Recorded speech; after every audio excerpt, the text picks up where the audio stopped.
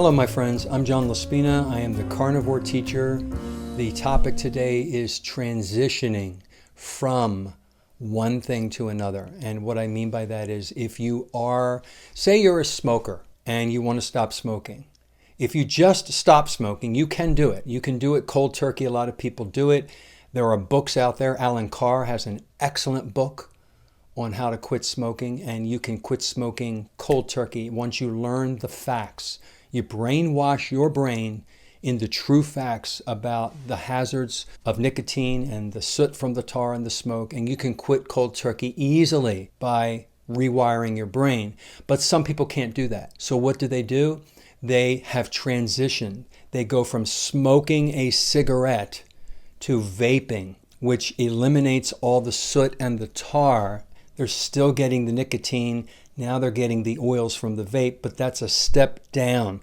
Vaping is less bad than smoking. And then if it's used as a tool and used correctly in timing, then you transition again down to not smoking.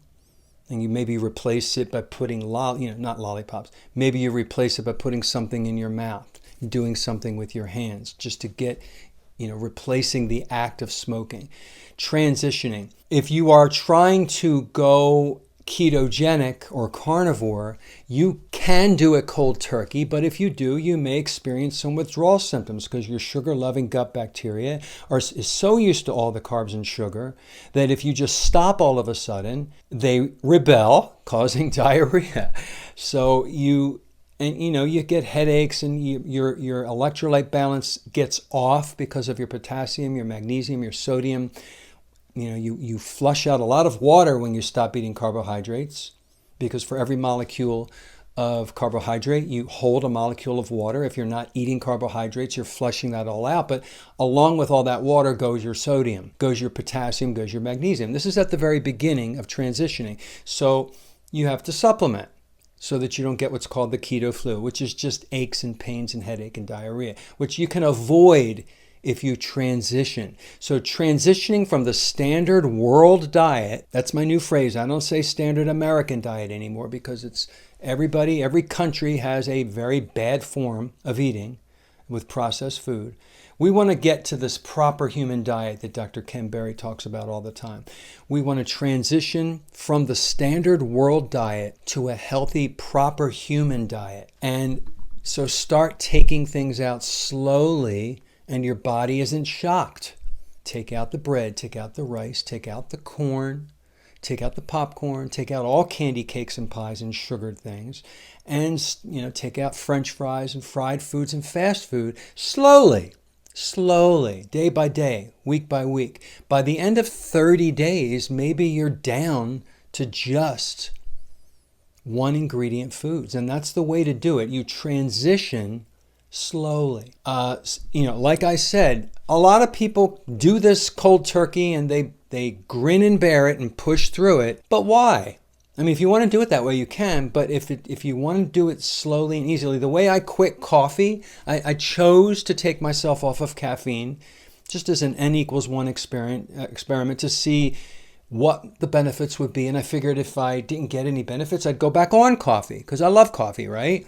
Well, I made 2 videos about this. You can Google them, and you can do the search in YouTube and see my coffee stopping videos.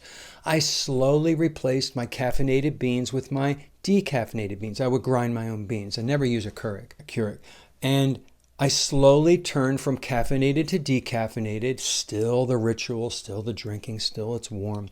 But then I replaced the decaf with only 1 a day instead of 2 a day. And then I eased into very slowly replacing that with hot water with butter, just so I had something hot.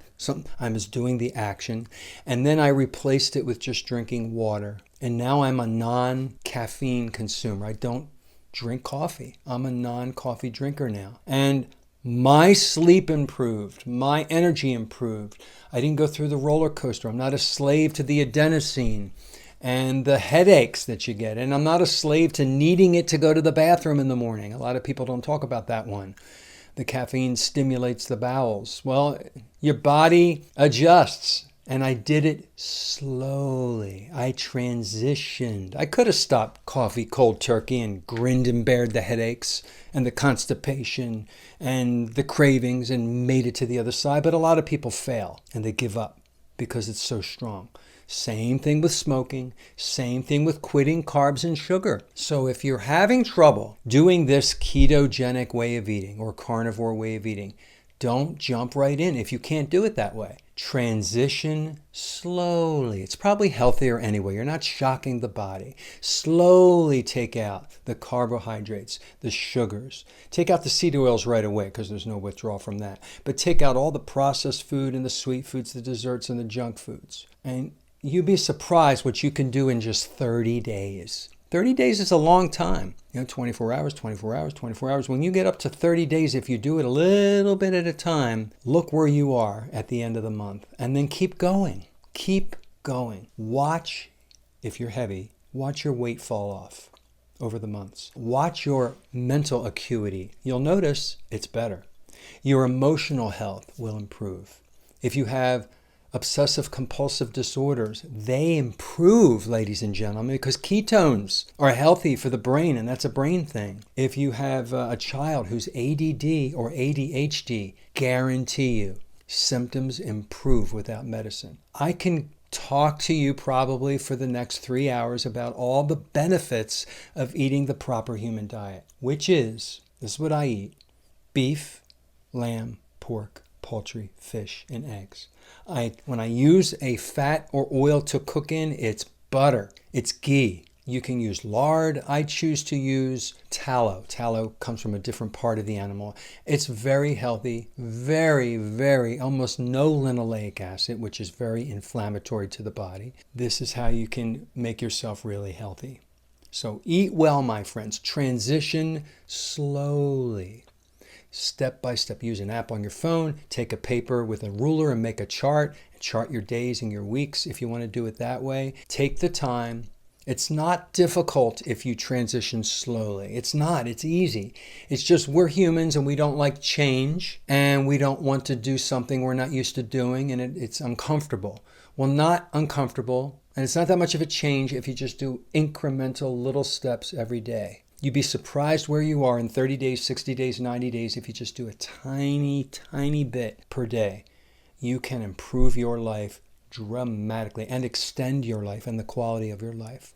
Have a wonderful day, everybody.